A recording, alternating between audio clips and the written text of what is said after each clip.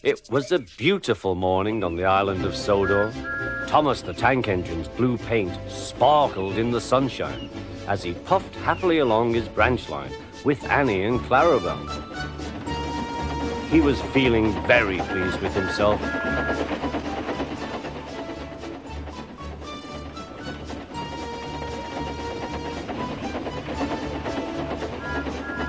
"Hello, Thomas," whistled Percy. "You look splendid."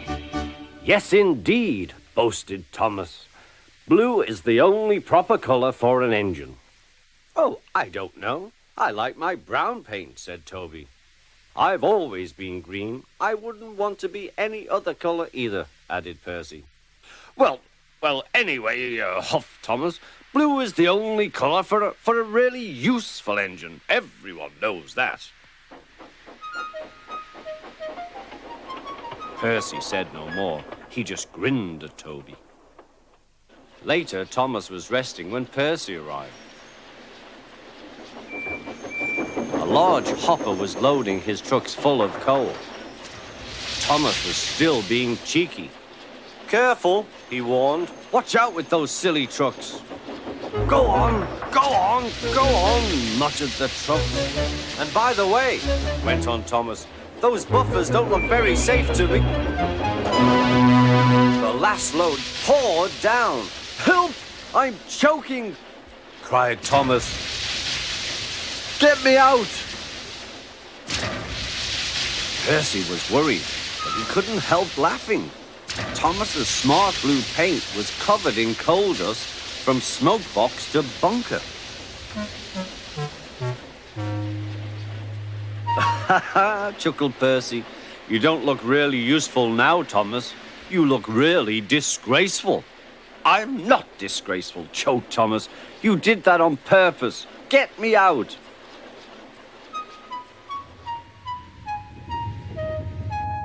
It took so long to clean Thomas that he wasn't in time for his next train. Toby had to take Annie and Clarabelle. "Poor Thomas," whispered Annie to Clarabelle. They were most upset.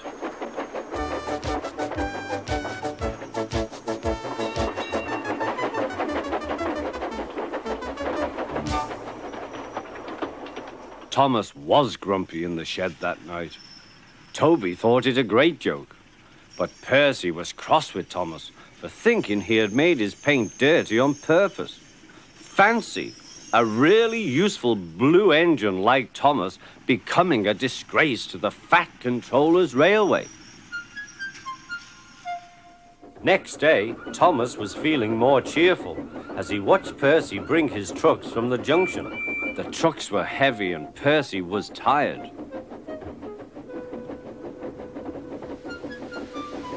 "Have a drink," said his driver, "then you'll feel better." The water column stood at the end of the siding with the unsafe buffers. Suddenly, Percy found that he couldn't stop. The buffers didn't stop him either. "Oh!" wailed Percy. "Help!"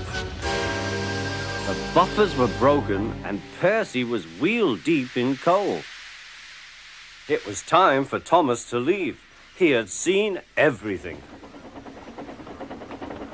"Now Percy has learned his lesson too," he chuckled to himself.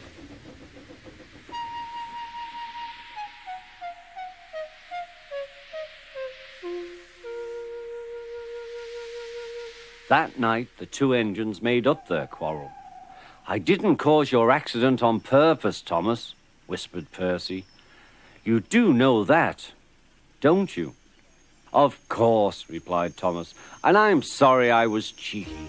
Your green paint looks splendid again, too. In future, we'll both be more careful of coal."